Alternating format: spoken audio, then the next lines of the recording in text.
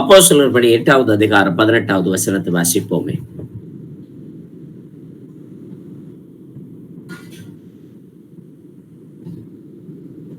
எட்டு 18. அப்போஸ்தலர் தங்கள் கைகளை அவர்கள் மேல் வைத்ததினால் பரிசுத்த ஆவி தந்தருளப்படுகிறதை சீமோன் கண்டபோது அவர்களிடத்தில் பணத்தை கொண்டு வந்து, அப்போஸ்தலர்கள் ஆதி திருச்சபையில அவர்கள் செய்த ஊழியங்கள் எல்லாவற்றையுமே பார்த்த அந்த சீமோன் அந்த அவர்கள் மீது இருக்கக்கூடிய அந்த அபிஷேகத்தை அவர் ரொம்ப அதிகமா ஆச்சரியமா பார்க்கக்கூடிய விதத்துல தானும் அந்த சபை அதே போல அற்புதங்கள் செய்ய வேண்டும் என்று விரும்பினார். ஆனா நான் எவன் மீது, அடுத்து தொடர்ந்து 2 வசனத்தை வாசிங்களேன். நான் எவன் மேல் என் கைகளை வைக்கிறேனோ அவன் பரிசுத்த ஆவியை பெறத்தக்கதாக எனக்கும் இந்த அதிகாரத்தை கொடுக்க வேண்டும் என்றான். பேதுரு அவனை நோக்கி, தேவனுடைய வரத்தை பணத்தினாலே சம்பாதித்துக் கொள்ளலாம் என்று நீ நினைத்தபடியால் உன் பணம் உன்னோட கூட நாசமாய் போக கடவது. ஆமென். அப்போ அந்த தேவனுடைய பரிசுத்த அதிகாரம், இது பரிசுத்த ஆவியினால இந்த அதிகாரத்தை கொடுக்க வேண்டும் என்றான். பரிசுத்த ஆவியினுடைய அதிகாரத்தை அந்த நாளையில இருக்கக்கூடிய அப்போஸ்தலர்களுடைய கைகளில கொடுக்கப்பட்டதாய் இருந்துச்சு. ஏன்னா அவர்கள் உண்மையும் உத்தமத்தனமும் உள்ள மூப்பர்களாகவும் மெய்ப்பர்களாகவும் அந்த வழி நடத்தக்கூடிய சீஷர்களாகவும் அந்த நாளையில அதிகமாய் ஊழியம் செய்ததினாலே மாத்திரமே. ஆனா அந்த வரத்தை அவர்கள் தேவனுடைய வரத்தை பணத்தினாலே சம்பாதிக்கலாம் என்று நீ நினைத்தபடியினாலே உன்னோடு கூட இந்த பணமும் நாசமாவதாக அப்படின்னு சொல்லிட்டு அவர்களுடைய கடிந்து கொள்ளுதல் ரொம்ப அதிகமாவே ஒரு சபை இந்த இந்த விஷயத்துல பணத்தின் மூலமாய் தேவனுடைய ஈவுகளை வாங்க முடியாது. ஏன்னா இந்த மாதிரி தலைவர்களுக்கு மாத்திரம் இவைகள் அல்ல. பெரியமானவர்களே, நல்ல தெளிவா தெரிஞ்சுக்குவோம். ஏன்னா தேவனுடைய வரத்தை பணத்தினாலே சம்பாதித்து கொள்ளலாம் என்று நினைத்தபடியினாலே உன் பணம் உன்னோடு கூட நாசமாய் போக கடவுது. அந்த நாளையில சீமோன் அப்போஸ்தலர்கள் செய்த அந்த பரிசுத்த ஆவியின் வரத்தினாலே செய்யப்பட்ட அடையாளங்களை பார்த்து அவைகளை தானும் அந்த அதிகாரத்தை பெற்றுக்கொள்ள வேண்டும் என்று விரும்பினதுனால அவன் பைசாவை கொடுத்தாலாகிலும் அதை பெற்றுக்கொள்ளலாம் என்று எத்தனித்த காரியத்தை கடிந்து கொள்ளக்கூடியது ரொம்ப மோசமா இருக்குது. எனது உன்னோடு கூட உன் பணமும் நாசமாய் போக கடவுது. உன் இருதயம் தேவனுக்கு முன்பாய் செம்மையாய் இராதபடியினாலே இந்த விஷயத்தில் உனக்கு பங்கும் இல்லை, பாகமும் இல்லை. இந்த வார்த்தைகள்லாம் கொஞ்சம் கடினமானதுதான்.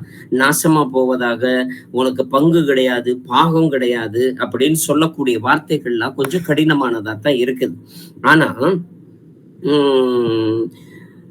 இது காசு கொடுத்து இந்த வரத்தை தான் பயன்படுத்த வேண்டும் என்று வாங்கினவனும் ஒன்றுதான், அதை காசு கொடுத்து தான் பெற்றுக்கொள்ள வேண்டும் என்று விசுவாசியாய் உட்கார்ந்திருக்கிறவனும் ஒன்றுதான்.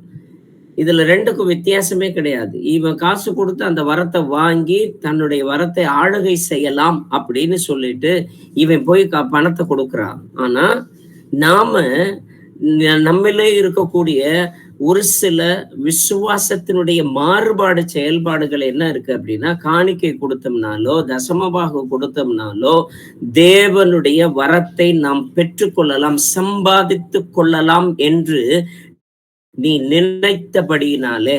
அந்த வசனம் 20வது வசனம் பேதுரு அந்த சீமோனை பார்த்து சொல்லப்படுறது என்னதுன்னா, என்னுடைய வருமானத்துல நான் 10ல் 1 பங்கு தேவனுக்குள்ளார நான் கொடுத்துட்டேன் அப்படின்னா திரும்ப மேற்கொண்டு நான் அதிகமாய் அவரிடமிருந்து பெற்றுக்கொள்வதற்கு எனக்கு தகுதி உண்டு அப்படின்னு சொல்லிட்டு, ஏன்னா தேவனை நான் காணிக்கைகளினாலும் தசமபாகங்களும் வஞ்சிக்காம நான் எல்லாத்தையும் கொடுத்துட்டேன், அதனால கர்த்தர் எனக்கு கொடுப்பாரு, இன்னும் என்னத்தை நான் கொடுக்கறது அப்படின்னு சொல்லி எதிர்பார்த்த நாட்கள்ல நாம் அமர்ந்திருந்த நாட்களில இந்த வசனத்தினுடைய அந்த மறுபகுதியை நாம் பார்த்தோமேயானால், தேவனுடைய வரத்தை பணத்தினாலே சம்பாதித்துக் கொள்ளலாம் என்று நீ நினைத்தபடியினாலே உன் பணம் உன்னோடு கூட நாசமாய் போக கடவது.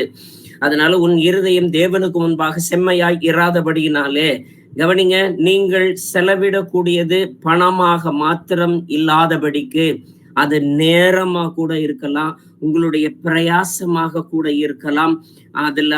இதனால் நான் சம்பாதித்து கொள்ளலாம், ஏதாகிலும் தேவனிடமிருந்து ஒரு சுகத்தையோ வரத்தையோ, நாம் இருக்கக்கூடிய பிரச்சனைகளிலிருந்து விடுதலையவோ எதையாகிலும் நான் பெற்றுக்கொள்ளலாம் என்று எத்தனித்து தேவனுக்கு முன்பாக நான் அதை கொடுப்பேனே என்றால் கொடுக்க வேண்டும் என்று எந்த அதிகாரத்தை எவன் மீது கைகளை வைக்கிறனோ அவர்களிடத்தில் பணத்தை கொண்டு வந்து அவன் கேட்கிறான். எவங்கிட்ட நான் போய் சொல்றேனோ அவங்கிட்ட வந்து நான் வந்து பரிசுத்த ஆவியானுடைய வல்லமை எனக்கு கரெக்டா வரணும். அப்போ நீங்க அவன் சீமோன் கேட்டதனுடைய மறுதலையாய் நான் பொழுது, நான் எந்தெந்த விஷயத்துல எல்லாம் போய் பேசுறேனோ, நான் யாருக்கிட்ட போய் பேசுறேனோ, என் பிசினஸ் சம்பந்தமா பேசினாலும் சரி, என்னுடைய குடும்பத்தினுடைய செயல்பாடு சம்பந்தமா பேசினாலும் சரி, என்னுடைய அலுவல் காரணமாக பேசினாலும் சரி, உறவுகள் காரணமாக பேசினாலும் சரி, நான் 1 மணி நேரம் இந்த ஜெபத்துல உட்கார்ந்துட்டு போனேன்னா அவைகள் எல்லாமே சரியாய் நடக்கும் என்று என்னுடைய இருதயத்தில் நான் நினைத்து நான் அமர்ந்திருப்பமையானால், உன் இருதயம் தேவனுக்கு முன்பாக செம்மையாய் இராதபடியினாலே, இது தேவனுக்கென்று ஒப்பு கொடுக்கப்பட்ட பரிசுத்தமான நேரம். அதனால நான் அமர்ந்திருக்கிறேன். இது தேவனுடைய சமூகத்துல நான் அவருடைய வார்த்தைகளை கேட்கக்கூடிய பரிசுத்தத்திற்கு அடுத்த காரியத்திற்கு உரியது அப்படின்னு சொல்லி நான் அமர்ந்திருப்பேனே ஆனால், உனக்கு பங்கும் உண்டு பாகமும் உண்டு.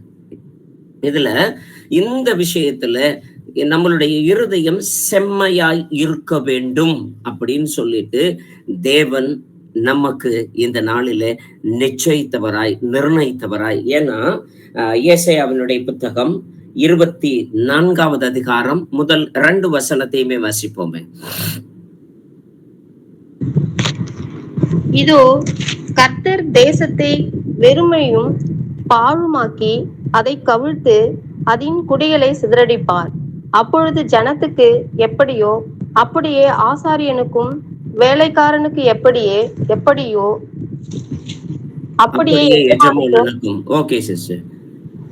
வேலைக்காரிக்கு எப்படியோ அப்படியே எஜமானிக்கும், கொண்டவனுக்கு எப்படியோ அப்படியே விற்றவனுக்கும், கடன் கொடுத்தவனுக்கு எப்படியோ அப்படியே கடன் வாங்கினவனுக்கும், வட்டி வாங்கினவனுக்கு எப்படியோ அப்படியே வட்டி கொடுத்தவனுக்கும் எல்லாருக்கும் சரியாக நடக்கும். எல்லாத்துக்கும் அப்படியே சரியாவே நடக்கும். கவனிங்க, அந்த தேசத்தை பாழாக்கி போடுவதாக வேத வசனம் தெளிவாக சொல்லுகிறது. அந்த தேவனுடைய வசனத்தின்படியே அந்த தேசம் பாழாக்கப்படும் பொழுது, இது எனக்கு கிடையாது, ஜனங்களுக்கு மட்டும்தான் அப்படின்னு சொல்லி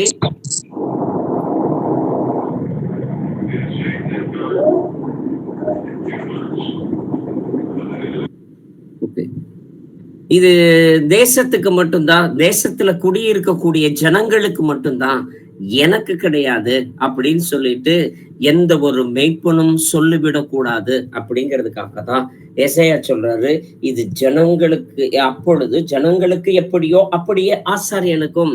நாங்க எல்லாம் கரெக்டா தான் முறைமையெல்லாம் சரியா செஞ்சுக்கிட்டு இருந்தோம், ஆனா இந்த ஜனங்க தான் வழுவி போயிட்டாருங்க அப்படின்னு சொல்லிட்டு அவர்கள் எல்லாருமே அந்த இடத்துல மேய்ப்பனுக்குரிய அந்தஸ்துல, சீஷத்துவத்திற்குரிய அந்தஸ்துல, தேவனுடைய பிரியமான ஜனங்களுக்குரிய அந்தஸ்துல அமர்ந்திருக்கக்கூடிய பிரியமான சகோதரனே சகோதரியே, இந்த நாளில அந்த இடத்துல எல்லாத்துலயுமே எரேமியாவுல எரேமியா தீர்க்க தரிசன புத்தகம் 5வது அதிகாரம் 31வது வசனத்தை வாசிக்க கேட்போமே.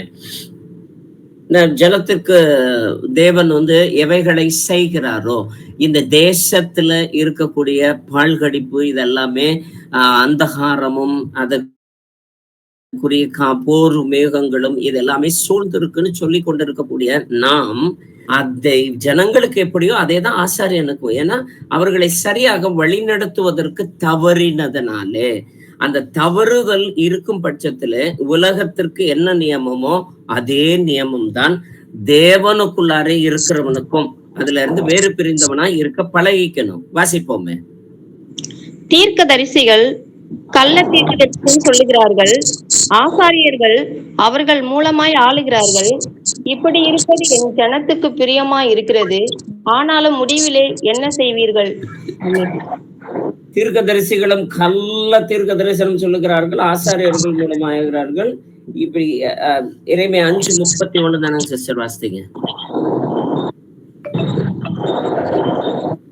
எரேமியா 5:31.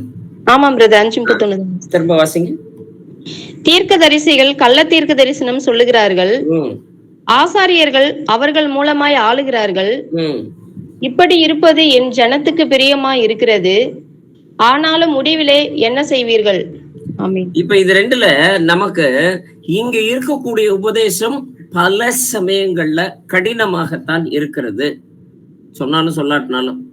ஏன்னா காலத்திற்கு ஏற்ற போதனைகளோ அல்லது இது காதுக்கு ஏற்ற போதனைகளோ மன விருப்பத்திற்கு ஏற்ற போதனைகளோ அப்படின்னு இல்லை. கர்த்தர் சொல்லக்கூடிய வார்த்தைகள் மாத்திரமே இந்த போதனைகளுக்குள்ளாரே நமக்குள்ளாரே இருக்கும். ஆனா இவர்கள் கள்ள தீர்க்க தரிசிகள் என்னது கள்ள தீர்க்க தரிசனம் சொல்லுகிறார்கள், ஆசாரியர்கள் அவர்கள் மூலமாய் ஆளுகிறார்கள். அப்ப இந்த ஆளக்கூடியவர்களை பின்பற்றக்கூடிய ஜனங்களை தேவன் இப்படி இருக்க என் ஜனத்திற்கு அது பிரியமாய் இருக்கிறது.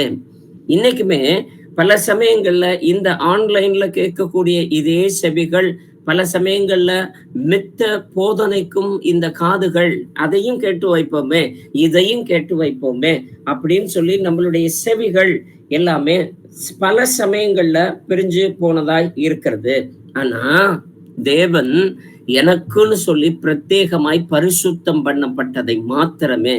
அப்போ நீங்க எல்லாமே என் ஜனத்துக்கு பிரியமாய் இருக்கிறது. இப்படி யாராச்சும் ஒருத்தர் நம்ம மேல கை வச்சு ஜெபம் பண்ணி நம்மளுடைய வியாதிகளை சுகம் பண்ணி நம்மளுடைய தேவைகளுக்கு எல்லாத்துக்குமே அவர்கிட்ட போய் சொன்னோம்னா, அதுக்கு ஒரு காணிக்கையை செலுத்திட்டோம்னா, அதுக்கப்புறமேட்டு நம்மளுடைய வாழ்க்கையில எல்லாமே அப்பக்கப்ப செழிப்பா போய்கிட்டே இருந்துச்சுன்னா, தீர்க்க தரிசனம் சொல்றதுக்கு ஒருத்தர், ஆளுகை செய்கிறதுக்கு ஒருத்தர், இங்கிட்டு அதுல பிரியமாய் இருக்கக்கூடிய ஜனங்கள் அதற்குரிய காரியங்களை எல்லாத்தையுமே காணிக்கை செலுத்துவது, போறது வர்றது, இது எல்லாத்தையுமே செஞ்சுக்கிட்டே இருந்தோம்னா இறுதியில என்ன செய்வீர்கள்? அந்த இறுதிக்குள்ளாரதான் நம்ம நடந்துகிட்டு இருக்கிறோன்றத காலகட்டங்கள் தெளிவாக சொல்லுகிறது. அதே எரேமியாவினுடைய புத்தகத்துல 12வது அதிகாரம் 10-11 வசனத்தை வாசிப்போமே. 10 அநேக மேய்ப்பர்கள் என் திராட்சை தோட்டத்தை அடித்து என் பங்கை காலால் மிதித்து என் பிரியமான பங்கை பாழான வனாந்தரம் ஆக்கினார்கள், அதை பாழாக்கி விட்டார்கள். பாழாய் கிடக்கிற அது என்னை நோக்கி புலம்புகிறது. தேசமெல்லாம் பாழாயிற்று, ஒருவனும் அதை மனதிலே வைக்கிறதில்லை. கவனிங்க, இந்த அநேக மேய்ப்பர்கள், அநேக சபை தலைவர்கள், அநேக மேய்ப்பர்கள் அப்படிங்கிற பட்சத்துல அந்த அநேகர் அப்படிங்கிற விஷயத்துல இன்னைக்கு நாம திரும்பி பார்க்கிற இடங்கள் எல்லா இடத்துலயுமே இருக்குது. அந்த அநேகம் அப்படிங்கிறது நீங்க இதுவரைக்கும் அனுபவித்தவைகளும் இருக்குது, நீங்க பார்க்கிறவைகளும் இருக்குது. அந்த மாதிரி இருக்கக்கூடியவர்கள் அநேகர் திராட்சை தோட்டத்தை அழித்து போட்டார்கள், என்னுடைய பங்கை காலால் மிதித்து போட்டார்கள். ரொம்ப அப்படியே உணர்ந்து பேசக்கூடிய வார்த்தைகளா தான் இருக்குது.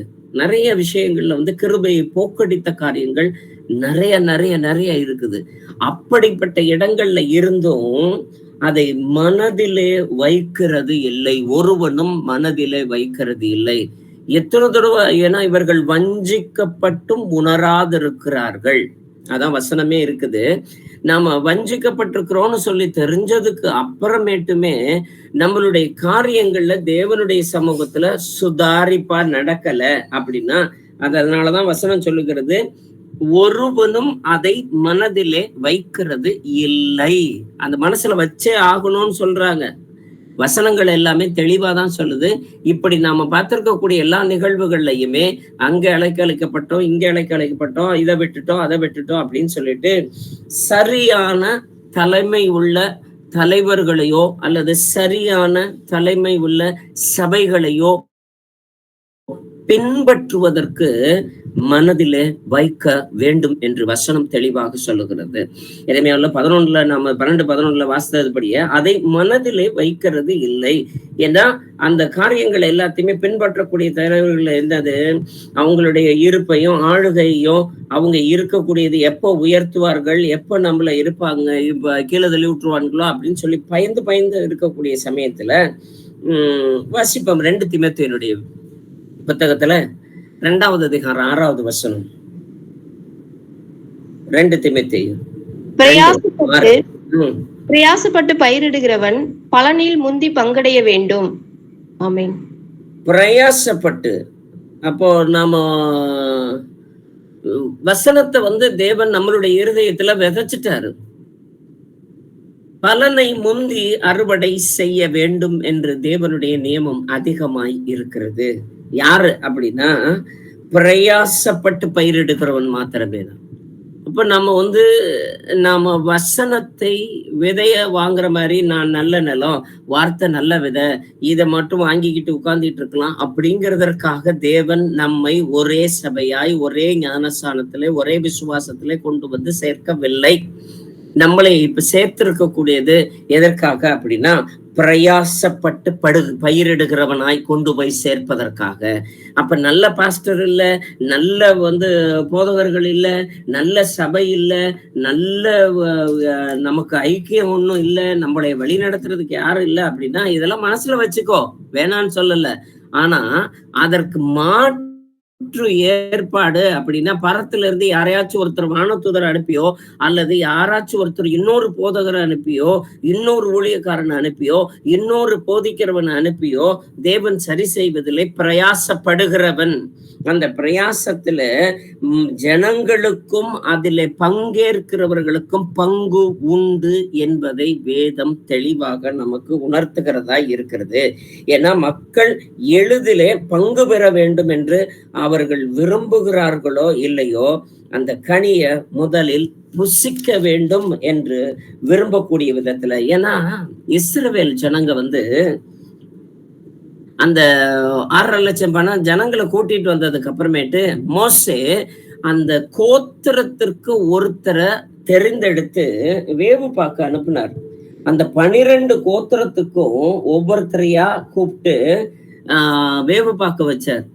வேவு பார்க்க வைக்கிறப்போ அந்த 12 கோத்திரத்தினுடைய ஒருத்தர் தெரிந்தெடுக்கிறது அப்படின்னா கோத்திரத்திற்கு அந்த ஒரு ஆள் தலைவன், அந்த கோத்திரத்துக்கு ஒரு ஆள் ஒரு பெரிய ரெப்ரசன்டேட்டிவ், அந்த கோத்திரத்திற்கு ஒரு ஆள் யாரு அப்படின்னா அந்த கூட்டத்துக்கு அவன்தான் போதகன் லிஸ்ட்ல இருக்கக்கூடியவன். அப்போ இந்த ஒரு தலைவன் லிஸ்ட்ல அந்த 12 பேரை தெரிந்தெடுக்கிறாங்க அப்படின்னா ஹை ரெஸ்பான்சிபிலிட்டி இஸ் தேர். அவங்களுக்குள்ளார இருக்கக்கூடிய ரெஸ்பான்சிபிலிட்டி ரொம்ப பெருசு. அந்த ரெஸ்பான்சிபிலிட்டியோட போய் அந்த கானான் தேசத்தை கிட்டத்தட்ட எகிப்து தேசத்துல இருந்து அந்த கானான் தேசத்துக்கு இவங்க முறைப்படி போய் நடந்து சரியாய் சேர்ந்திருப்பார்களே ஆனால் 40 நாட்களுக்குள் போய் சேர்ந்திருக்கிறதுக்கான வாய்ப்பு உண்டு. இன்னும் அதிக வேகமாய் நடக்கக்கூடிய ஒரு தனி ஆளா நடந்து போனான்னா ஒரே வாரத்துல போய் சேர்ந்துருவான்றது வசனம். அவ்வளவு டிஸ்டன்ஸுக்குள்ளாரதான் அவங்க போயே சேர்ந்துருவாங்கன்ற மாதிரி இருக்கு. ஆனா அவ்வளவு பக்கத்துக்குள்ளார போனதுக்கு அப்புறமேட்டு இந்த தேசம் தகுதி உடையதா? என்னாகமத்தினுடைய புத்தகம் 13வது அதிகாரம் 2வது வசனத்துல இருந்து நாம வாசித்து பார்த்தோம் அப்படின்னா ஒவ்வொரு கோத்திரத்துக்கும் 17வது வசனம் வரைக்கும் வாசித்து பார்த்திருக்கேங்க. இப்ப வாசம்னா அதனுடைய நேரம் பத்தாது. அந்த 17வது வசத்தின் வரைக்கும் இருக்கக்கூடியதுல கோத்திரத்துக்கு ஒரு ஆளு போய் அந்த கானான் தேசத்தை வேவு பார்க்கும்படி அதை பத்தி இருக்கக்கூடிய ஒரு அறிக்கை தயார் பண்ணி கொண்டு வரணும்படி சொல்லி அனுப்புனாங்க. பட் மீது இருக்கக்கூடிய இந்த 12 பேரை தவிர மித்த யாருமே அந்த கானான் தேசத்தை பார்க்கல.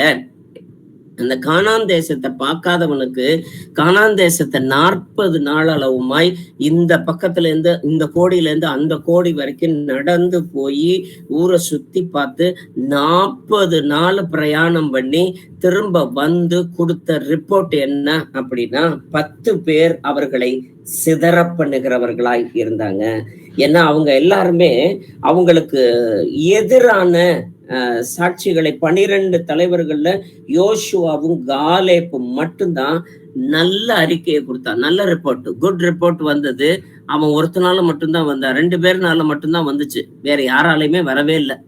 அந்த 2 பேர் ரிப்போர்ட்டையுமே இவர்கள் யாருமே எடுத்துக்கவே இல்லை. Majority wins. அந்த மெஜாரிட்டியா இருக்கக்கூடிய 10 பேருடைய ரிப்போர்ட் கவனிங்க.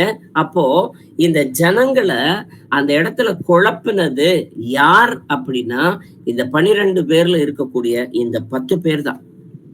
ஆனா அந்த 10 பேர் யார் அப்படின்னா தேவனால் அவர்களுக்குள்ளாரே அங்கீகரிக்கப்பட்டு பிரித்தெடுக்கப்பட்ட ஆசாரியத்துவம் உள்ள ஒரு ராஜரீகத்துவம் உள்ள தலைவர்கள்.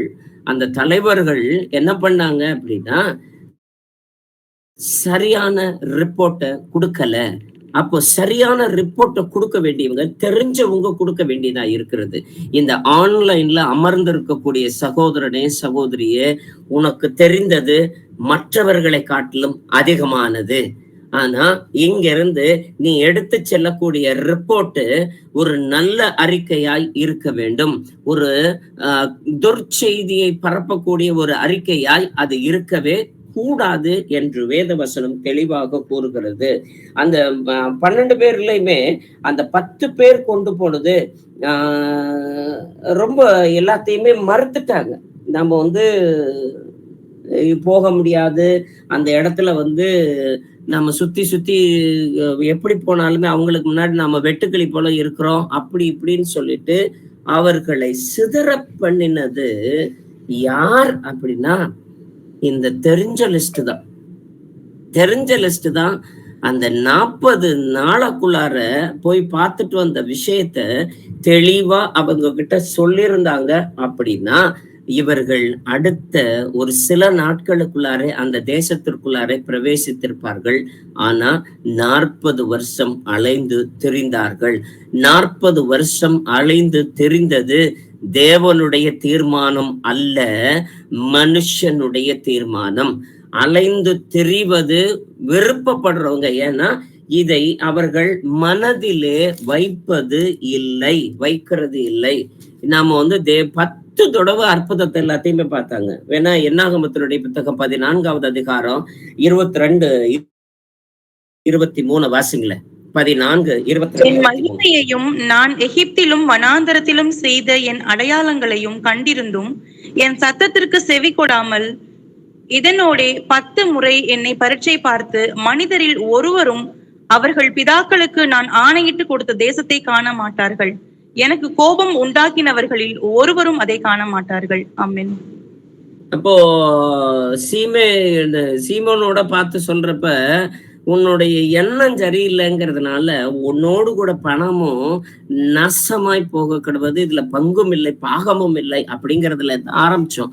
அப்ப அதே மாதிரி இவங்களுக்கு இந்த கானான் தேசத்துக்குள்ளார பங்கும் இல்லை பாகமும் இல்லை அப்படின்னு சொல்லி இதுல விழுந்து போனது யாரு அப்படின்னா பார்க்காத இருக்கக்கூடிய இந்த 6.5 லட்சம் பேர்ல இருக்கக்கூடிய எல்லா 20 வயசுக்கு மேற்பட்ட டிக்கெட்டுகள் எல்லாருமே 20 வயசுக்கு மேற்பட்ட எல்லா பேருமே பாதிக்கப்பட்டவர்கள். என்னன்னா அவர்கள் பின்பற்ற வேண்டிய தலைவர்கள் யார் நல்ல அறிக்கை கொடுத்தானோ அவன் பின்னாடி போயிருந்திருக்கணும்.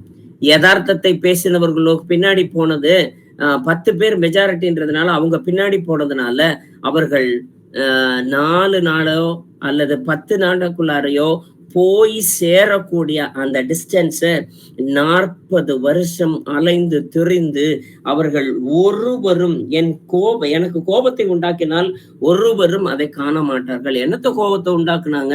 நான் கடவுளை தூஷிச்சாங்களா? அதெல்லாம் ஒண்ணுமே கிடையாது. 10 தடவை அற்புதத்தை பார்த்தாச்சு. கவனிங்க, உங்களுடைய வாழ்க்கையில நீங்க 10 முறைக்கும் தேவன் பொறுமையாய் இருக்கிறவராய் இருக்கிறார். அந்த 10 முறை 10வது முறை தாண்டினதுக்கு அப்புறமேட்டு நோ, இதுக்கு மேல எனக்கு பொறுமை கிடையாது, நீ என்ன விரும்புறியோ அதே மாதிரி இருந்துக்கன்னு சொல்லிட்டு விட்டுறாரு. விட்டுட்டு போ, அலைஞ்சு தெரிகிறேன்னு சொல்லி நீ தானே விருப்பப்படுற, அப்படியே அலைஞ்சுக்கோ அப்படின்னு சொல்லிட்டு அவர் விட்டவராய் இருக்கிறார். ஏன்னா தலைமை பொறுப்புல இருக்கக்கூடியது எவ்வளவு முக்கியமானது என்பதை பார்த்து கொண்டிருக்கக்கூடிய என் பிரியமான ஜனமே, நீ உன் குடும்பத்துக்கு ஒரு ஆசாரியன், நீ உன் குடும்பத்துக்கு இயேசு கிறிஸ்துவால் நியமிக்கப்பட்டிருக்கக்கூடிய ஒரு சீஷன், நீ இந்த தேசத்துக்கு முன்பாக நிற்கக்கூடிய ஒரு யோசுவாவும் ஒரு காலேப்போ நம்மளைய ஒரு வேவு பார்ப்பதற்காக அனுப்பி விட்டிருக்கிறாரு தேவன் இந்த சபைக்குள்ளார. அவருடைய 1000 வருஷ அரசாட்சியம், அவருடைய 2ஆம் வருகைக்கு சம்பந்தமா இருக்கக்கூடியது, அவருடைய நேசத்துக்குரியது எல்லாத்தையுமே வேவு பார்க்க அனுப்பி இருக்கிறாரு. இங்கிருந்து நாம் எடுத்து செல்ல வேண்டியது குட் ரிப்போர்ட், நல்ல அறிக்கைகளை நாம் எடுத்து செல்லும் பொழுது அந்த 6.5 லட்சம் பேரும் பாதுகாக்கப்பட்டவர்களாய் இருப்பார்கள். ஏன்னா அவர்கள் பாதுகாக்கப்படாமல் போனதற்குரிய காரணம் இந்த தலைவர்களுடைய மாறுபாடான அறிக்கைகள். அதனால நம்மளுடைய வார்த்தைகளை பொறுத்த வரைக்கும் ரொம்ப ரொம்ப ரொம்ப ரொம்ப ஜாக்கிரதை உள்ளவர்களாய் இருக்க வேண்டும். நம்ம பிலிப்பியருக்கு எழுதின நிருபத்துல 2ஆம் அதிகாரம் 19வது வசனத்துல இருந்தே வாசிப்போமே. அன்றியும் நானும் உங்கள் செய்திகளை அறிந்து மனத்தேறுதல் அடையும்படிக்கு சீக்கிரமாய் தீமோத்தேயுவை உங்களிடத்தில் அனுப்பலாம் என்று கர்த்தராகிய இயேசுவுக்குள் நம்பி இருக்கிறேன். அடுத்த வசனம். அதேனென்றால் உங்கள் காரியங்களை உண்மையாய் விசாரிக்கிறதற்கு என்னை போல மனதுள்ளவன் அவனையன்றி வேறொருவனும் என்னிடத்தில் இல்லை. எவ்வளவு நொந்து போய் சொல்லியிருப்பாருன்றத பாத்துக்கங்க. என் கூட நிறைய பேர் இருக்கிறாங்க, நான் எல்லா இடத்துலயும் ஊழியம் செஞ்சுட்டு இருக்கிறேன். ஆனா என்னை ஒத்ததாய் விசாரிப்பதற்கு அவனை தவிர வேறு ஒருவனும் என்னிடத்தில் இல்லை. தீமோத்தேயுவை தவிர வேற யாருமே பவுலுக்கு கிடைக்கவே இல்லை. அப்ப அவனை ஒத்ததாய் இருக்கக்கூடியது இயேசு கிறிஸ்துவுமே யாரை நான் அனுப்புவேன் அப்படின்னு சொல்லிட்டு அவருக்கு என்னது எதிர்பார்த்து காத்திருக்கும் பொழுது யார கிட்ட போய் நாம சொல்ல முடியும், யார நாம இந்த இடத்துல அனுப்ப முடியும் அப்படின்னு சொல்லிட்டு மற்றவர்கள் எல்லாரும் வாசிக்கல. அப்படி தொடர்ச்சியா வாசிக்க சிஸ்டர் 23 வரைக்குமே. மற்றவர்கள் எல்லாரும் கிறிஸ்து இயேசுக்குரியவைகளை தேடாமல் தங்களுக்குரியவைகளையே தேடுகிறார்கள். தகப்பனுக்கு பிள்ளை ஊழியம் செய்வது போல அவன் என்னுடனே கூட சுவிசேஷத்து நிமித்தம் ஊழியம் செய்தான் என்று அவனுடைய உத்தம குணத்தை அறிந்திருக்கிறீர்கள். ஆகையால் என் காரியங்கள் இன்னபடி நடக்கும் என்று நான் அறிந்தவுடனே அவனை அனுப்பலாம் என்று நினைத்திருக்கிறேன். அன்றியும் நானே சீக்கிரத்தில் வருவேன் என்று கர்த்தருக்குள் நம்பிக்கையாய் இருக்கிறேன். மேலும் என் சகோதரனும் உடன் வேலையாலும் உடன் சேவகனும் உங்கள் ஸ்தானாபதியும் என் குறைச்சலுக்கு உதவி செய்தவனுமான எப்பாபிரோதீத்துவை உங்களிடத்தில் அனுப்ப வேண்டும் என்று எண்ணினேன். அவன் உங்கள் எல்லார் மேலும் வாஞ்சையுள்ளவனும் தான் வியாதிப்பட்டதை நீங்கள் கேள்விப்பட்டதினாலே மிகவும் வியாகுலப்படுகிறவனுமாய் இருந்தான். அவன் வியாதிப்பட்டு மரணத்திற்கு சமயமாய் இருந்தது மெய்தான். ஆகிலும் தேவன் அவனுக்கு இறங்கினார். அவனுக்கு இறங்கினதும் அல்லாமல் துக்கத்தின் மேல் துக்கம் எனக்கு உண்டாகாதபடிக்கு எனக்கும் இறங்கினார். இப்ப இதுல எல்லாத்துலயுமே அவன் சபையில இருக்கக்கூடிய ஆட்களை தான் பத்தி பேசி எழுதுறாங்க sister Paul. Brothers and sisters தெளிவா தெரிஞ்சுக்கங்க, நாம இதுக்குள்ளார இருக்கிறப்போ என்னை போல் விசாரிக்கக்கூடியவன், என்னை போல் கிறிஸ்துவுக்குள் கட்டப்பட்டவனாய் இருக்கிறது. ஏன்னா மற்றவங்க எல்லாருமே கிறிஸ்து இயேசுவிற்குரியவைகளை தேடாமல் ஒரு சபைக்குள்ளார நாம் இருக்கும் பொழுது தங்களுக்கு உரியவைகளை தேடுகிறார்கள்.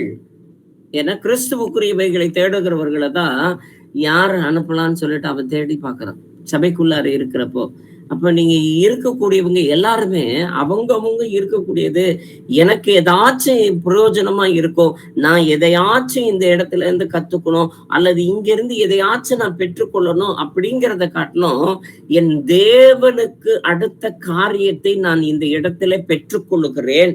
ஏன்னா மற்றவர்கள் எல்லாரும் கிறிஸ்து இயேசுவுக்குரியவைகளை தேடாமல் உங்களால இயேசு கிறிஸ்துவுக்கு தேவையானதெல்லாம் செய்ய முடியுமா அப்படின்னா, இந்த ராஜ்யத்தை கட்டுறது தவிர வேற எதையும் உங்களால செய்ய முடியாது. நீங்க அல்லேலூயா பாடுறதுனாலயோ, பாடல் பாடுறதுனாலயோ, கை தட்டுறதுனாலயோ, துதிக்கிறதுனாலயோ, ஆராதிக்கிறதுனாலயோ அவருடைய மகிமை கூட போறது கிடையாது. இங்க இருக்கக்கூடிய நம்பரை காட்டிலும் வானக சேனை ரொம்ப ஜாஸ்தியா இருக்கிறாங்க. நீங்களாச்சும் இப்பயாச்சும் நினைச்சா காலையில 5 மணிக்கு ஜெபிப்பீங்க, இல்லைன்னா 3 மணிக்கு ஜெபிப்பீங்க, இல்லைன்னா ராத்திரி படுக்க போறப்ப ஜெபிப்பீங்க. ஆனா அங்க இருக்கக்கூடிய வானக சேனை இடையறாது ஜெபிக்கிறவர்கள், இடையறாது தேவனை துதிக்கிறவர்கள், அவங்க பயபக்தியோடும் தேவனுடைய சமூகத்துல மிகுந்த பரிசுத்தத்தோடும் துதிக்கிறவர்கள்.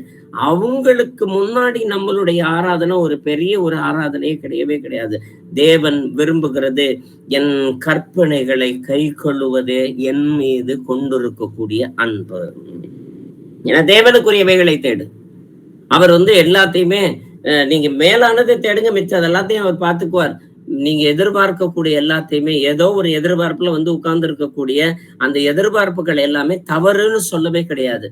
அதுக்காக மாத்திரம் நாம் அமர்ந்திருப்போமே ஆனால், அதற்காக மாத்திரம் நான் ஐக்கியப்பட்டிருப்போமே ஆனால், இதுல பங்கும் இல்லை பாகமும் இல்லைன்னு தான் தேவன் எச்சரிக்கிறவராய் இருக்கிறார். வசிப்போமே 1 பேதுருவுடைய புத்தகம் 5வது அதிகாரம் 2வது வசனமும் 3வது வசனமும். உங்களிடத்தில் உள்ள தேவனுடைய மந்தையை நீங்கள் மேய்த்து கட்டாயமாய் அல்ல, மனப்பூர்வமாயும் அவலட்சணமான ஆதாயத்திற்காக அல்ல, உற்சாக மனதோடும் சுதந்திரத்தை இருமாப்பாய் ஆளுகிறவர்களாக அல்ல, மந்தைக்கு மாதிரிகளாகவும் கண்காணிப்பு செய்யுங்கள். ஆமென். இந்த மந்தைங்கிறது இது ஏதோ பாஸ்டருக்கு எழுதப்பட்டது அல்ல. இந்த வீட்டு சபையில இருக்கக்கூடிய ஒவ்வொரு சீஷனுக்கு எழுதப்பட்டது. உனக்குன்னு கொடுத்திருக்கக்கூடிய முதல் மந்தை உன்னுடைய குடும்பம். அத கட்டாயமாயும் அல்ல, व्यसனமாயும் அல்ல, ஏதோ நிர்பந்தத்துக்காக அல்ல. விஜய் சொல்லிட்டாரு, டேனியல் சொல்லிட்டாரு, அல்லது தேவகுமார் சொல்லிட்டாரு, சுரேஷ் சொல்லிட்டாரு அப்படிங்கிறதுக்காக அல்ல. தேவனுடைய சமூகத்துல மனப்பூர்வமாய் அவலட்சணமான ஆதாயத்திற்காக அல்ல. அவலட்சணமான ஆதாயம் அப்படின்னாலே இந்த உலகத்திற்கு அடுத்த இருக்கக்கூடிய பொருள் ஆசை, நமக்கு இருக்கக்கூடிய பேரு பெருமை, இந்த நமக்குன்னு ஒரு தனி ஒரு அங்கீகாரம். நம்ம ஒரு பெரிய சபையில இருக்கிறோம் அப்படின்னா, நீங்களாம் எந்த சபையை சேர்ந்தவங்க, நாங்க இந்த சபையை சேர்ந்தவங்க, இந்த பாஸ்டரை சேர்ந்தவங்க அப்படின்னு சொல்லி ஒரு அவலட்சணமான ஆதாயத்திற்காக நாம் தேடுகிறவர்களாய் இல்லாமல், தேவனுடைய சமூகத்துல உற்சாக மனதோடு கூட நீங்க குடும்பத்தை கண்காணிப்பு செய்வீர்களேயானால், நீங்கள் தேவனுக்கு உகந்த பின்பற்றக்கூடிய சீஷத்துவத்துல அருமையாய் இருக்கிறீர்கள் என்று அர்த்தம். ஏன்னா 3 யோவானுடைய புத்தகத்துல 3வது கடிதத்துல முழுவதுமாய் நாம் எடுத்துக்கொள்வோமே, அதுல அவர் கடைசியா எழுதியிருக்கக்கூடிய லெட்டர், யோவான் எழுதியிருக்கக்கூடிய லெட்டர்ல கடைசி, அதற்கு அப்புறமேட்டு தான் வெளிப்படுத்தின விசேஷம். ஆனா அந்த லெட்டர்ல 3வது லெட்டரு, அந்த லெட்டர்ல முதல் வசனத்துல இருந்தே வாசிட்டு போங்க.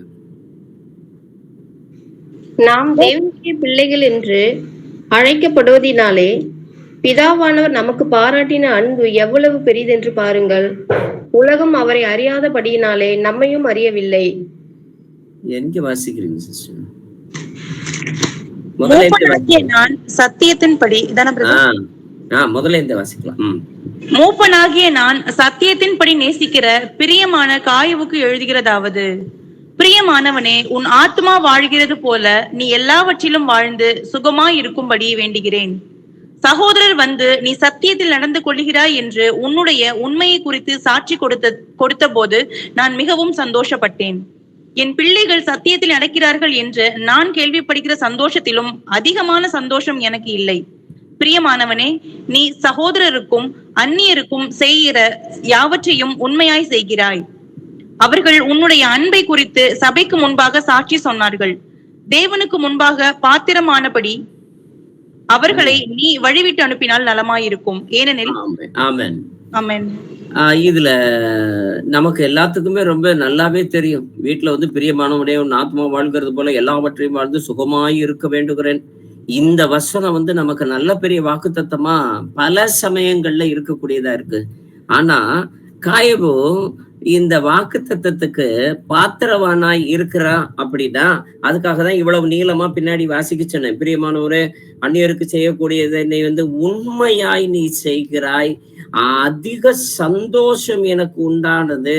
ஏன்னா நீ சத்தியத்துல நடக்கிறாய். இதெல்லாம் பாக்குறப்ப அவனுக்கு சந்தோஷப்பட்டு சொல்றதுனால, சத்தியத்துல நடக்கிறதுனாலையும், அந்நியரை உபசரிக்கிறதுனாலையும், உண்மையாய் செய்கிறதுனாலையும், அன்பாய் செய்கிறதுனாலையும், பாத்திரமாய் இருக்கிறதுனாலையும் அவனுடைய ஆத்மா வாழ்ந்துகிட்டு இருக்குது.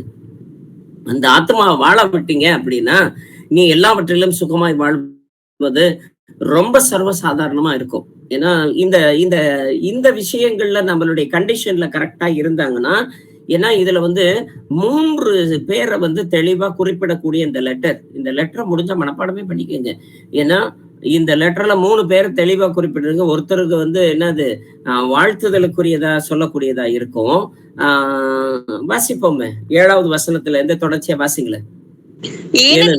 அவர்கள் புறஜாதியரிடத்தில் ஒன்றும் வாங்காமல் அவருடைய நாமத்தின் நிமித்தம் புறப்பட்டு போனார்கள். ஆகையால் நாம் சத்தியத்திற்கு உடன் வேலையாட்களாய் இருக்கும்படி அப்படிப்பட்டவர்களை சேர்த்து கொள்ள கடனாளிகளாய் இருக்கிறோம். நான் சபைக்கு எழுதுகிறது யாரு, விரட்டி விட வேண்டியது யாரு, யாரோட ஐக்கியப்பட்டிருக்கணும், யாரோட ஐக்கியப்படக்கூடாது அப்படின்னு சொல்லிட்டு, புறஜாதியிடத்தில் ஒன்றும் வாங்காமல், கவனிங்க, ஒன்றும் வாங்காமல், எந்த இடத்துல நாம ஐக்கியப்பட்டிருக்கணும், இப்படிப்பட்டவர்களை சேர்த்துக்கொள், இப்படிப்பட்டவர்களை விட்டு விலகு. தெளிவா சபை சத்தியம் பல சமயங்கள்ல தெளிவா சொல்லக்கூடியதா இருக்கிறது. நான் சபைக்கு எழுதினேன். 9வது வசனத்தை மட்டும் வாசிங்க சிஸ்டர். நான் சபைக்கு எழுதினேன், ஆனாலும் அவர்களில் முதன்மையாய் இருக்க விரும்புகிற தியோதெரேப்போ எங்களை ஏற்றுக்கொள்ளவில்லை. ஆமென். யாரு நான் இதுல காய்போவை பத்தி பேசப்பட்டதா இருந்துச்சு. இப்போ தியோதெரேப்போ பத்தி பேசக்கூடியதா இருக்குது. இது எல்லாமே சபைக்கு எழுதுனாங்க. நீங்க இப்படித்தான் இருக்கணும், இன்னும் மாதிரி தான் செய்யணும், இப்படி எல்லாம் இருக்கக்கூடாதுன்னு சொல்லி அவங்க எழுதின லெட்டர் அந்த நாளையில இருக்கு. இன்னைக்கு இந்த சபையில ஐக்கியப்பட்டிருக்கக்கூடிய ஒவ்வொருத்தருக்குமே தினைக்கும் இந்த லெட்டர் வந்துகிட்டே தான் இருக்குது. ஆன்லைன் மூலமா நம்மளுடைய கேட்கக்கூடிய விதத்துல, இந்த செவிகள் கேட்கக்கூடிய விதத்துல இந்த கடிதம் வந்து கொண்டேதான் இருக்குது. ஆனா அவர்கள், நான் சபைக்கு எழுதினேன், ஆனாலும் அவர்களில் மேன்மையாய் இருக்க விரும்பக்கூடிய தியோதெரேப்பு, இவன் அற்பமான உலக ஆதாயத்திற்காக, அவலட்சணமான தேவனுடைய சமூகத்தில் இருக்கக்கூடிய சுய ஆதாயத்திற்காக தேடக்கூடிய தியோதெரேப்பு ஏற்றுக்கொள்ளவில்லை. அவன் ஒண்ணு அவனை மேன்மைப்படுத்த விரும்புறான், அல்லது அவனுக்குரிய காரியத்தை பிரதானப்படுத்த விரும்புறான். இவன் தேவனுக்குரியது, இயேசு கிறிஸ்துவிற்குரியதை தேடாமல் தனக்குரியவைகளை தேடக்கூடிய தியோதெரேப்பு எங்களை ஏற்றுக்கொள்ளவில்லை. கவனிங்க, இந்த சத்திய வசனத்தை ஏற்றுக்கொள்ளாத யாருமே இயேசு கிறிஸ்துவை ஏற்றுக்கொள்ளவில்லை என்றுதானே அர்த்தம். ஆனபடியால் 10வது வசனம்,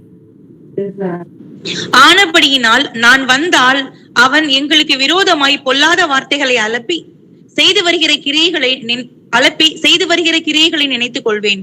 அவன் இப்படி செய்து வருவதும் போதாமல் தான் சகோதரரை கொள்ளாமல் இருக்கிறதும் அன்றி ஏற்றுக்கொள்ள மனதா இருக்கிறவர்களையும் தடை செய்து சபைக்கு புறம்பே தள்ளுகிறான். இதுல பாருங்க, தான் கெட்டு போறதும் இல்லாம மற்றவங்களையும் தடை செய்யக்கூடியவர்களாய் இருக்கிறார்கள்.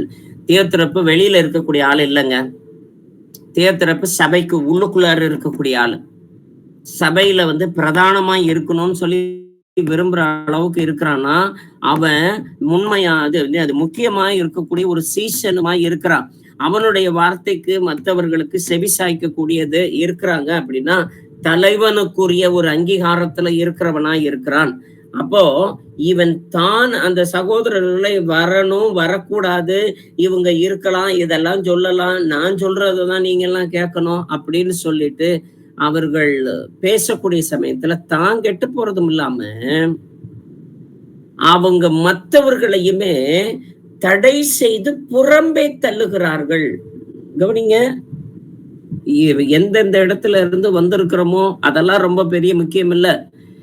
இருக்கிற இடத்துல தேவனுக்குரியவைகளை தேடுகிறவர்களாய் நாம் இருக்கும் பொழுது மட்டுமே தான் தேவனுக்கு வரக்கூடியவர்களை தடை செய்யாதவர்களுமாய் புறம்பே தள்ளாதவர்களுமாய் இருக்கிறோம்.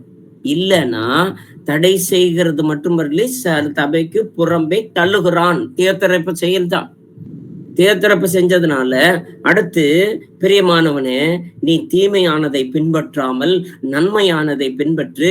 நன்மை செய்கிறவன் தேவனால் உண்டாயிருக்கிறான், தீமை செய்கிறவன் தேவனை காணவில்லை. அப்ப இந்த மாதிரி செய்யக்கூடிய செயல்கள் எல்லாமே தேவனை பார்க்காதவன் தான் ஏன் செய்வான், வேற யாரும் செய்யவே மாட்டாங்க. அதுக்கு அடுத்தது அந்த பிரியமானவன் யாரு அப்படின்னா, வாசிங்க.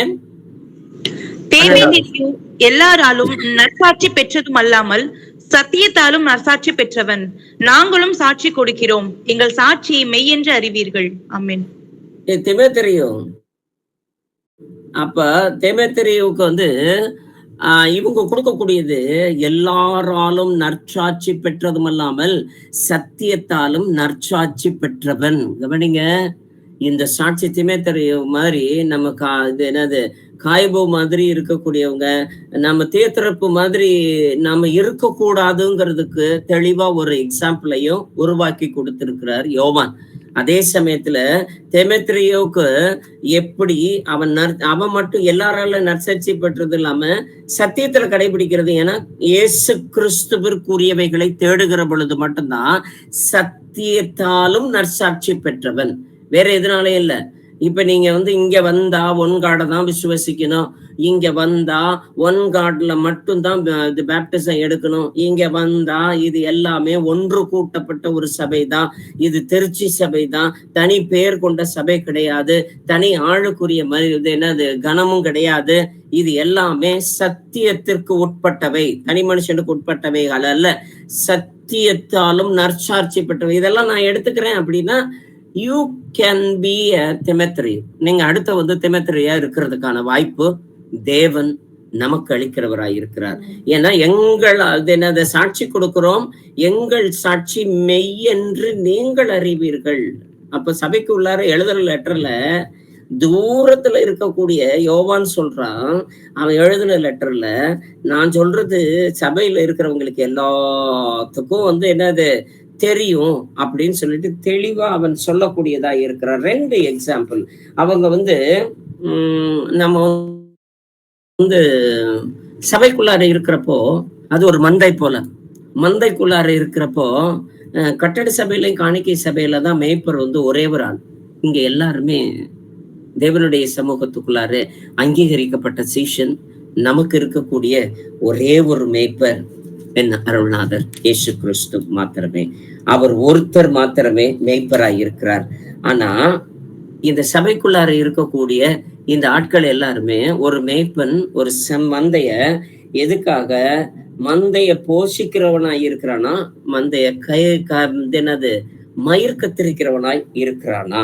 கவனிக்கல, நம்ம எரேமியாவுடைய புத்தகம் 3வது அதிகாரம் 15வது வசனம். உங்களுக்கு என் இருதயத்துக்கு ஏற்ற மேய்ப்பர்களை கொடுப்பேன், அவர்கள் உங்களை அறிவோடும் புத்தியோடும் மேய்ப்பார்கள். தேவனுக்கு இருதயத்துக்கு ஏற்புடைய ஒரு சீஷன் இருப்பானே, ஆனால் அது தன்னுடைய குடும்பத்தையும் சரி, தன்னுடைய சபையும் சரி, தனக்கு வழி நடத்தப்படக்கூடியவர்களையும் எப்படி வழி நடத்துவான்னா அறிவோடும் புத்தியோடும் வழி நடத்துவான்.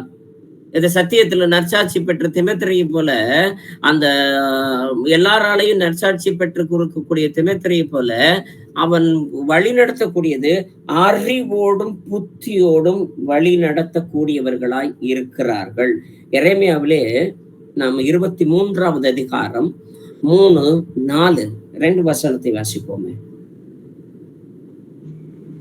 நான் என் ஆடுகளில் மீதியா இருப்பவைகளை துரத்தி இருந்த எல்லா தேசங்களிலும் இருந்து சேர்த்து அவைகளை திரும்ப அவைகளின் தொழுவங்களுக்கு கொண்டு வருவேன். அப்பொழுது அவைகள் பலுகி பெருகும். அவைகளை மேய்க்கத்தக்கவர்களையும் அவைகள் மேல் ஏற்படுத்துவேன்.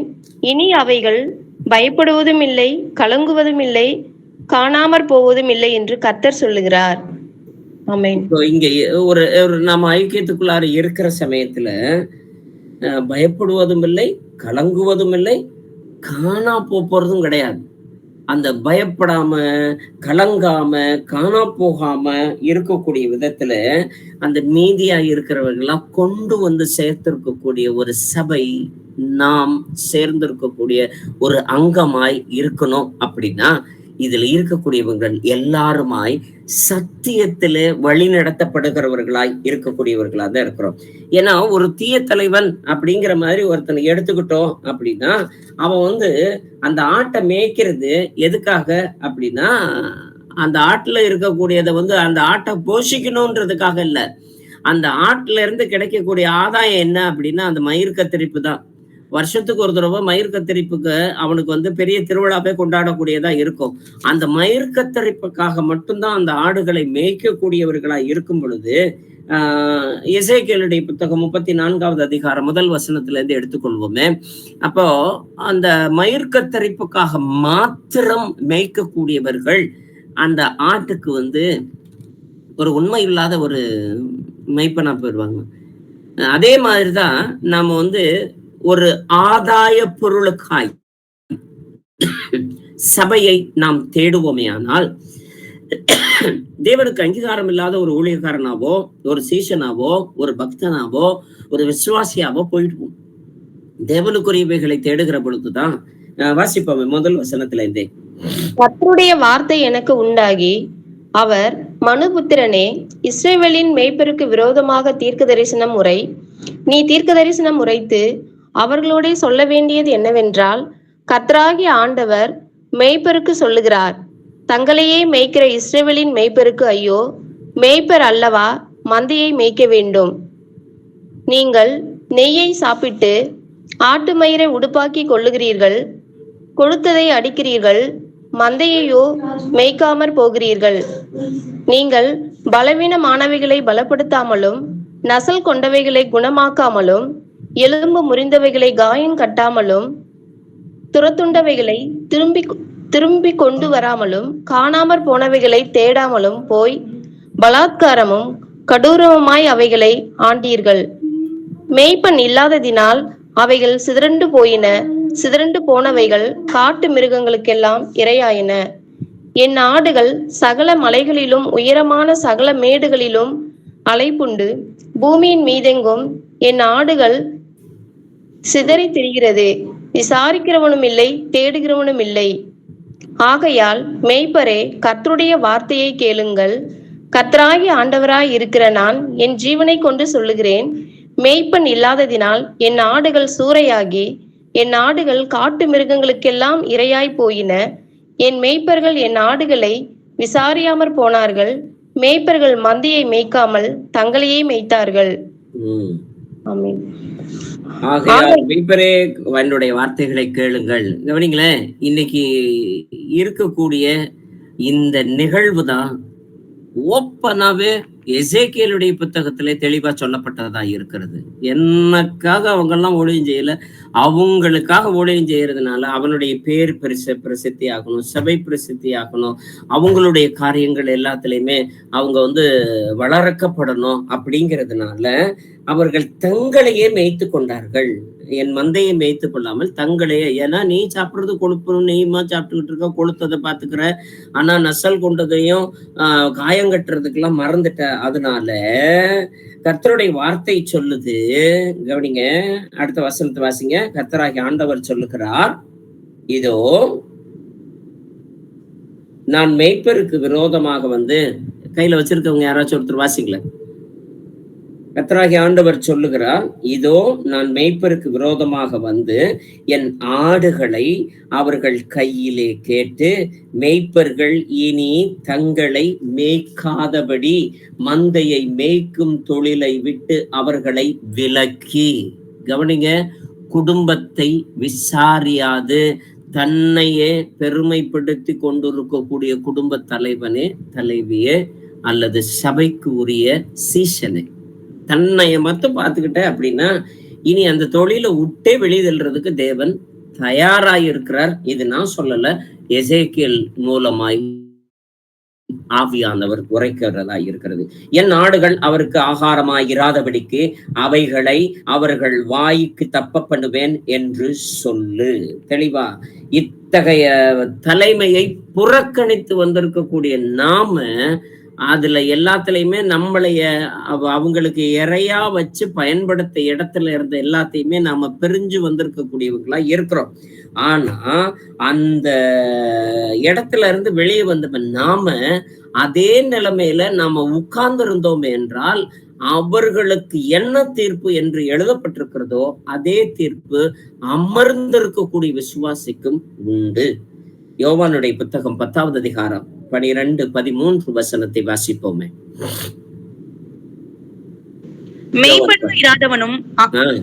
மெய்ப்பனாயிராதவனும் ஆடுகள் தனக்கு சொந்தம் இல்லாதவனுமான கூலியால் ஓனாய் வருகிறதை கண்டு ஆடுகளை விட்டு ஓடி போகிறான். அப்பொழுது ஓனாய் ஆடுகளை பீறி அவைகளை சிதறடிக்கும். கூலியால் கூலிக்காக வேலை செய்கிறவனாகையால் ஓடி போகிறான். ஆடுகளுக்காக அவன் கவலைப்படான். ஆமென். அந்த மாதிரி கவலைப்படாது இருக்கக்கூடியது எல்லாத்தையுமே நாம தேவன் இந்த நாளையில புறக்கணிக்கிறவராய் இருக்கிறார். ஏசாயா தீர்க்கதரிசன புத்தகத்துல ஏசாயா தீர்க்கதரிசன புத்தகம்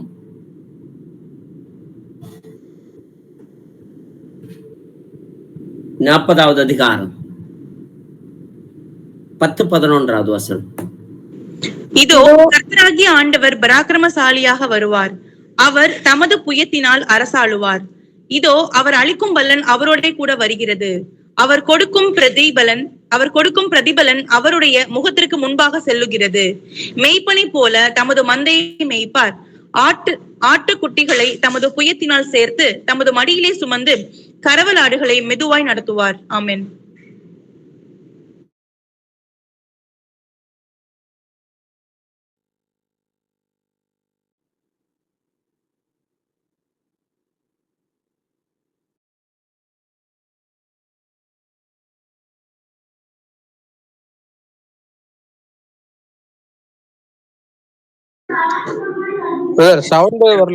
திரும்ப வாசிங்க. இதோ கர்த்தராகிய ஆண்டவர் பராக்கிரமசாலியாக வருவார். அவர் தமது புயத்தினால் அரசாளுவார். இதோ அவர் அளிக்கும் பலன் அவரோட கூட வருகிறது. அவர் கொடுக்கும் பிரதிபலன் அவருடைய முகத்திற்கு முன்பாக செல்லுகிறது. மெய்ப்பனை போல தமது மந்தையை மேய்ப்பார். ஆட்டுக்குட்டிகளை தமது புயத்தினால் சேர்த்து தமது மடியிலே சுமந்து கரவலாடுகளை மெதுவாய் நடத்துவார். ஆமென். இந்த அடையாளங்கள் எல்லாமே என் அருள்நாதர் இயேசு கிறிஸ்துவிற்கு உரியதாகவே இருக்கிறது.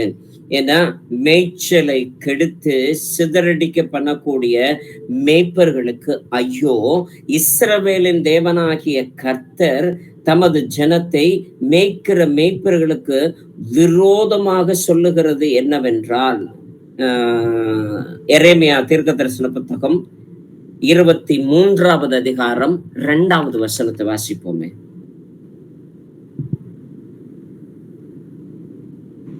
இஸ்ரவேலின் தேவனாகிய கர்த்தர் தமது ஜனத்தை மேய்க்கிற மேய்ப்பர்களுக்கு விரோதமாக சொல்லுகிறது என்னவென்றால், நீங்கள் என் ஆடுகளை பராமரியாமல் அவைகளை சிதறடித்து அவைகளை துரத்தி விட்டீர்கள். இதோ நான் உங்கள் பேரில் உங்கள் செய்கைகளின் பொல்லாப்புக்கேற்ற தண்டனையை உங்கள் மேல் வருவிப்பேன் என்று கர்த்தர் சொல்லுகிறார். ஆமென். அது எல்லாமே இன்னைக்கு அந்த இடத்துக்கு போனவங்களுக்கு எல்லாத்துக்குமே தேவன் கொடுக்கக்கூடிய தீர்ப்பு இது. ஆனா அதுல இருந்து நான் தேவனுடைய கலாத்தியருக்குரிய புத்தகம் 6வது அதிகாரம் 17வது வசனத்தை வாசிப்போமே. 6:17. கலாத்தியர் 6:17. இனிமேல் ஒருவனும் எனக்கு வருத்தம் உண்டாக்காதிருப்பானாக. கர்த்தராகிய இயேசுவினுடைய அச்சடையாளங்களை நான் என் சரீரத்திலே தரித்துக் கொண்டிருக்கிறேன். ஆமென். அப்ப கர்த்தருடைய அச்சு அடையாளங்கள் தரித்திருக்கக்கூடிய இடம் இந்த சபை. அதனால இதுக்குள்ளார யாரு இனிமே வருத்தத்தை உண்டாக்காதபடிக்கு இருக்கணும் தான் தேவனுடைய மிகப்பெரிய ஒரு எச்சரிப்பாய் இருக்கிறது. ஏன்னா எனக்குரிய பிரதான மேய்ப்பர் யார்? 1 பேதுரு 5:4 வாசிப்போமே. பிரதான மேய்ப்பர் வெளிப்படும் பொழுது 1 பேதுரு அப்படி செய்தால் ஆஹ் பிரதான மேய்ப்பர் வெளிப்படும் போது ஆஹ் மகிமையுள்ள வாடாத கிரீடத்தை பெறுவீர்கள். அந்த பிரதான மேய்ப்பர் யார் அப்படின்னா இயேசு கிறிஸ்து. அந்த இயேசு கிறிஸ்து வெளிப்படும் நாளில நாம் வாடாத கிரீடத்தை பெறுகிறவர்களாய் அமர்ந்திருக்கணும். அப்படின்னா இவைகளை என்ன தனக்கானவைகளை அல்ல, தேவனுக்குரியவைகளையே நாம தேடுகிறவர்களாய், இதுல நாம எல்லா இடத்துலயுமே சுத்தி சுத்தி பாக்குறப்ப நாம செய்ய வேண்டியது ஒண்ணு கொரிந்தியர் 1 அதிகாரம் 11 13 வரைக்கும் இருக்கக்கூடிய வசனத்தை வாசிப்போமே. ஆகிலும் கர்த்தருக்குள் ஸ்திரீயும் இல்லாமல் புருஷனும் இல்லை, புருஷன் இல்லாமல் ஸ்திரீயும் இல்லை. ஸ்திரீயானவள் புருஷனிலிருந்து தோன்றுகிறது போல புருஷனும் ஸ்திரீயினால் தோன்றுகிறான். சகலமும் தேவனால் உண்டாயிருக்கிறது. ஸ்திரீயானவள் தேவனை சிஸ்டர் 1 கொரிந்தியர் 11 1 அதிகாரம். ஏனெனில் என் சகோதரரே, உங்களுக்குள்ளே வாக்குவாதங்கள் உண்டென்று குலவையாளின் வீட்டாரால் உங்களை குறித்து எனக்கு அறிவிக்கப்பட்டது. உங்களில் சிலர் நான் பவுலை சேர்ந்தவன் என்றும், நான் அப்பொல்லோவை சேர்ந்தவன் என்றும், நான் கேபாவை சேர்ந்தவன் என்றும், நான் கிறிஸ்துவை சேர்ந்தவன் என்றும் சொல்லுகிறபடியால் நான் இப்படி சொல்லுகிறேன். கிறிஸ்து பிரிந்திருக்கிறாரா? பவுலா உங்களுக்காக சிலுவையில் அறையப்பட்டான். பவுலி நாமத்தினாலேயா ஞானஸ்தானம் பெற்றீர்கள்? என் நாமத்தினாலே ஞானஸ்தானம் கொடுத்தேன் என்று ஒருவனும் சொல்லாதபடிக்கு நான் கிறிஸ்துவுக்கும் காயுவுக்குமே என்று உங்களில் வேறொருவனுக்கும் ஞானஸ்தானம் கொடுக்கவில்லை. இதற்காக இதை எல்லாத்தையுமே நாம ஏற்கனவே வாசிக்க பார்த்திருக்கிறோம். இதுல வரக்கூடிய யாரா இருந்தாலுமே, ஆன்லைன்ல போதிக்கிறவங்களா இருந்தாலும் சரி, ஆன்லைன்ல கலந்து கொள்ளுகிறவர்களா இருந்தாலும் சரி, இது உனக்குரியவன் எனக்குரியவன் என்று பேசக்கூடிய இடம் இவைகள் அல்லவே அல்ல. அப்படி பேசும் பட்சத்துல நாம் தேவனுக்குரிய சபையில அங்கீகரிக்கப்பட்ட நாம் எல்லாருமே ஒரே மந்த, ஒரே ஞானஸ்தானம். அந்த ஞானஸ்தானம் இயேசுவின் நாமத்தினால மாத்திரம்தான் எடுத்திருக்கிறோம். நமக்குரிய மெய்யான மேய்ப்பர் நம் இயேசு கிறிஸ்து மாத்திரம்தான். அந்த ஒரு எண்ணம் வெளி இடத்துல இல்லைங்கிறத நாம பல சமயங்கள்ல வருத்தப்பட்டு தான் நம்ம பார்த்திருக்கிறோம். கட்டட சபையிலையுமே காணிக்கை சபைகள்லையுமே இல்லைன்னு சொல்லி வருத்தப்பட்டு தான் பார்த்திருக்கிறோம். ஆனா அதை அங்கீகரிக்கிறவர்களாய் நாம் அமர்ந்திருக்கிறோமா என்பதை ஆராய்ந்து பார்க்கக்கூடிய நேரம் இது. ஏன்னா ஒரே ஒரு உதாரணத்தை மட்டும் நான் சொல்லி முடிக்க விரும்புறேன். ஆதியாகமத்தினுடைய புத்தகம் 29 அதிகாரம் 4வது வசனத்தை மட்டுமே வாசிப்போமே.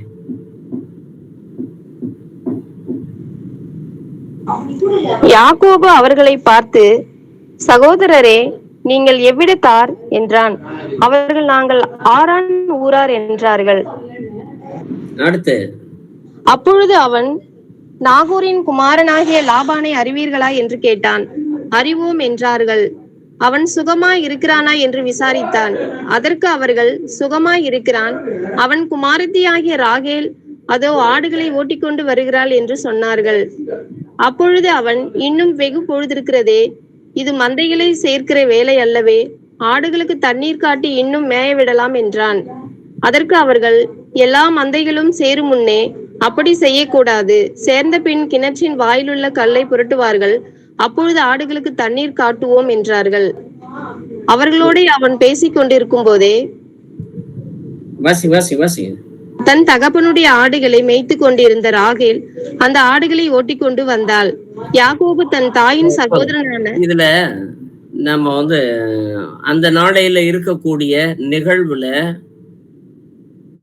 லாபானுடைய மகள் ராக்கேலு அவ ஆடுகளை எல்லாத்தையும் மேய்ச்சிக்கிட்டு வர்ற சமயத்துல முதல்ல யாக்கோபு அவளை பாக்குற சமயத்துல வசனம் தெளிவா போட்டிருக்கக்கூடியது, ராக்கேல் ஆடுகளை மேய்த்து கொண்டு வந்திருந்தாள் அப்படின்னு வசனம் போட்டிருந்திருக்கணும்.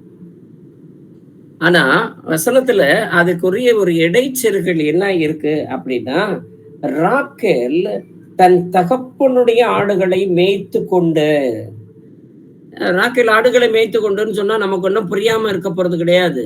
அதுல தன் தகப்பனுடைய ஆடுகளை மேய்த்து கொண்டு, அப்படின்னு சொல்றப்ப இந்த ஆடுகள் மேய்க்கக்கூடிய மேய்ப்பலாய் அவள் இருந்தாலும் இந்த ஆடுகள் அவளுக்கு சொந்தமானது அல்ல, அது தகப்பனுக்கு சொந்தமானது அப்படின்னு சொல்லக்கூடிய உணர்வு அவளுக்குள்ளாரே வெகு சிரத்தையாய் இருந்தது, ரொம்ப அதிகமாக அவளுக்குள்ளாரே இருந்தது.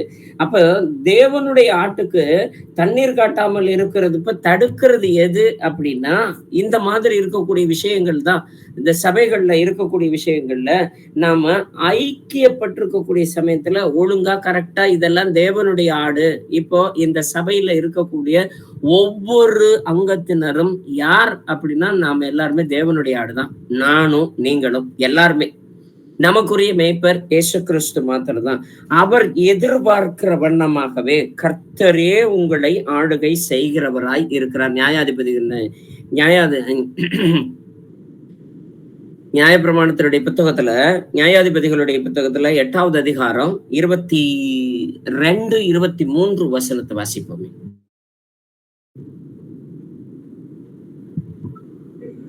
அப்பொழுது இஸ்ரவேல் மனுஷர் கிதியோனை நோக்கி, நீர் எங்களை மீதியானியர் கைக்கு நீங்களாக்கி விட்டபடியினால் நீரும் உம்முடைய குமாரனும் உம்முடைய குமாரனின் குமாரனும் எங்களை ஆளக்கடவீர்கள் என்றார்கள்.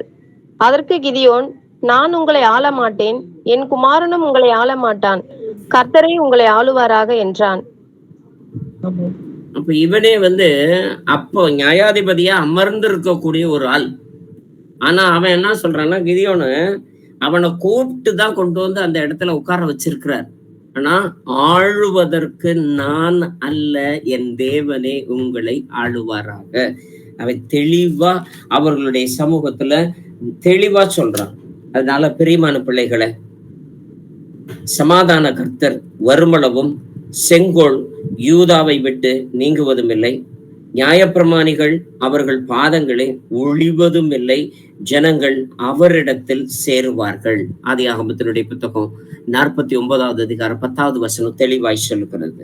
அப்போ இது எல்லாத்திலையுமே தேவனுடைய சமூகத்துல சேரக்கூடியவர்களாய் இருக்கும் பட்சத்துல இந்த சபைக்குள்ளார நான் சேர்ந்திருப்பது அற்பமான ஆதாயத்திற்காய் அல்ல, ஒரு உலகபூர்வமாய் தேடுதலுக்காக அல்ல, எனக்குரியவைகளை தேடுவதற்காக அல்ல, ஒரு ஆளுகைக்காகவும் அதிகாரத்திற்காகவும் ஒரு அடைக்கல பட்டணமாகவும் இருப்பதற்காக அல்ல, தேவனுக்கு உரியவைகளையும் ராஜ்யத்திற்குரியவைகளையும் ராஜ்யத்திற்கு அடுத்தவைகளை மாத்திரம் சிந்திக்கக்கூடிய விதத்துல சத்தியத்தின்படி நற்சாட்சி பெற்றவர்களாய் இருக்கக்கூடிய விதத்துல நம்மை ஆவியானவர் இந்த நாளில அழைக்கிறவராய் இருக்கிறார். கேட்க செவியுள்ளவன் ஆவியானவர் சொல்லுகிறதை நாம் கேட்டு நாம் மனம் மாறுவோமாக. கர்த்தர் உங்களை நிறைவாய் ஆசீர்வதிப்பாராக. யாராச்சும் ஒருத்தர் ஜெபம் பண்ணி இந்த நாளினுடைய வேத பாடத்தை முடிப்போமே.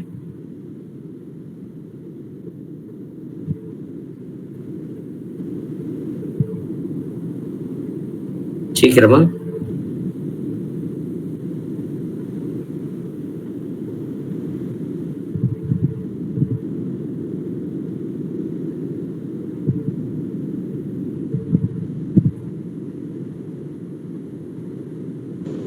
ஸ்தோத்திரம் ஏசப்பா, ஸ்தோத்திரம் ஆண்டவரே, ஸ்தோத்திரம் ஏசப்பா. உம்மை போற்றுகிறோம், உம்மை புகழ்கிறோம், உம்மை வாழ்த்தி வணங்கி உம்மை ஆராதிக்கிறோம் ராஜா. நீ நல்லவர், வல்லவர், இரக்கம் உள்ளவர், நீடிய பொறுமையும் தயவும் உள்ளவர் தகப்பனே. ஏசப்பா, இன்றும் ஆண்டவரே ஏசப்பா சகோதரர் மறைத்த ஆண்டவரே நீங்க எங்களோடு பேசினதற்காக உமக்கு கொடான கூடி நன்றி செலுத்துகிறோம் தகப்பனே. ஏசப்பா தகப்பனே, இந்த உலகத்திலும் உலகத்தில் உள்ளவைகள் மீதும் அன்பு கூறாதிருங்கள்னு நீங்க சொல்லி தகப்பனே ஏசப்பா, உண்மையான சத்தியத்தை தகப்பனே ஏசப்பா எங்களுக்கு ஆண்டவரே ஏசப்பா நீர் வருகிறதை ஆண்டவரே அப்பா காணும்படியாக ஏசப்பா நீர் எங்களை உண்மையான சத்தியத்துல வளர்த்து வருகிற உங்களுடைய தயவுக்காக கிருபைக்காக உமக்கு நாங்கள் கொடான கூடி நன்றி செலுத்துகிறோம் தகப்பனே. ஏசப்பா ஆண்டவரே, இந்த சகோதரர் பேசின ஒவ்வொரு வார்த்தைகளும் தகப்பனே எங்களுடைய இருதயத்துல பதியும்படியாக இந்த நாங்கள் ஜெபிக்கிறோம் ராஜா. ஏசப்பா ஆண்டவரே அப்பா, இந்த உலகத்திலும் உள்ளவைகள் எல்லாம் ஒழிஞ்சு போகும் ராஜா. நீர் ஆண்டவரே ஏசப்பா வரும்பொழுது தகப்பனே நீங்க கொடுக்க போற இந்த வாடாத நித்திய ஜீவன கிரீடத்தை பெறுகிறதுக்கு ஏசப்பா எங்களை ஆண்டவரே பாத்திரமுள்ள மகன்களாக மகள்களாக நீர் பயன்படுத்தும்படியாக நாங்கள் ஜெபிக்கிறோம் ஏசப்பா. உலக சிந்தையோடு நாங்கள் வாடாத பிடிக்க தகப்பனே, உலக ஆசைகளும் மாம்சத்தின் தேவைகளை நாங்கள் இச்சிக்கிற பொருள் மக்களாக மகனாக இராத படிக்க தகப்பனே ஏசப்பா. நீங்க வரும் வரைக்கும் தகப்பனே ஏசப்பா ஆவின் கனிகளிலும் பரிசுத்தத்திலும் விசுவாசத்திலும் நிறைந்து வாழ்கிற பிள்ளைகளாக நீர் எங்களை மாற்றுங்க ஆண்டவரே. அதற்கு அதற்கு தடையாக இருக்கிற எங்களுடைய மாம்ச பலகீனங்கள் எல்லாவற்றையும் கர்த்தராக இயேசு கிறிஸ்துவின் நாமத்தில் இந்த நேரத்தில் சிறைப்படுத்துகிறோம் தகப்பனே. இதோ தகப்பனே, மாம்ச சிந்தை மரணம்னு சொல்லிருக்கிறீங்கப்பா. மரணத்துக்கு ஏதுவான எந்த ஆசைகளும் எங்கள் இருதயத்துல வளராத படிக்கு இயேசு வரப்போகிறப்பா. அப்பா, நீங்க உங்களை நாங்க பார்க்கணும். உம்மோடு கூட 1000 வருட அரசாட்சி நுழைகிற பங்குள்ள மகள்களாக நாங்கள் வாழணும். அதற்கு மாத்திரம் ஏசப்பா ஒவ்வொரு நாளும் உம்மை வாஞ்சித்து தேடுகிற பிள்ளைகளாகவும், ஆண்டவர் ஏசப்பா உம்முடைய வசனத்திற்கு நடுங்குகிற பிள்ளைகளாகவும், உம்முடைய கற்பனைகளை கை கொள்ளுகிறவனுக்கு நீர் கொடுக்கிற பலனை ஆண்டவரே அப்பா, நீர் கொடுக்கிற அந்த கைமாறை பெரும்படியாக தகப்பனே ஏசப்பா நாங்கள் தகுதியுள்ள மகள்களாகவும் பிள்ளைகளாகவும் இருக்கும்படி ஏசப்பா எங்களை இந்த நேரத்தில் ஆசீர்வதிக்கும்படியாக நாங்கள் செபிக்கிறோம்.